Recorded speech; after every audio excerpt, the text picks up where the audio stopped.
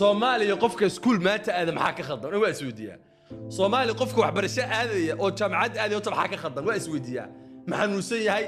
ma caafimaad qabaa ma irbaduu qaataa maxaa ka khaldan waa isweydiiyaa ma qof iska dhaadhiciya mise waxa uu dhahaa waxbu barto waxa uu iska dhaadhiciya waa isfahmi laa Soomaaliya wadan burbursan baa joogtaa maxaa wax ka barata wadankaaga burbursanay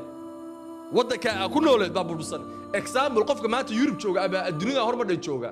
waxbarasho aaday wuxuu og yahay shahaadada soo qaatay inuu ku shaqo gali karo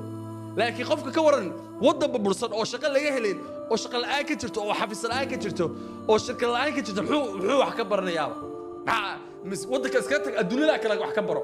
ilaa shahaadada wax ma taraysan waxbarashada shahaadada Soomaaliya meel ay laga aqoonsay malaha wallahi bila waxaashi waa warqad caadi meel laga aqoonsay wallahi malaha brother niyo ruta ni sheegay waxbarashada iska dhaaf khiyaaliga niyo hadaa isdheeyso hooyo badqata kana dhici hooyo ruta u sheeg hooyo lacagta waxbarashada ugu siinaysa xirfad u aad adduunka xirfad baa la bartaa maxay tahay teorigan buug ba waraa buug ba ka dhamaanay qalin ba dhamaanay bis maskaxdaada ilaa xataa wax maada faa'iideysan war iskuul waxa uu fiican inta dhaxay bis iskuul dhaxay hadaa soo dhigtay khalaas laba lagu daray laba laga jar hadaa garanaysid adduunka gal ingiriis xogaa yar ba garanaysid ku fahmaysid adduunka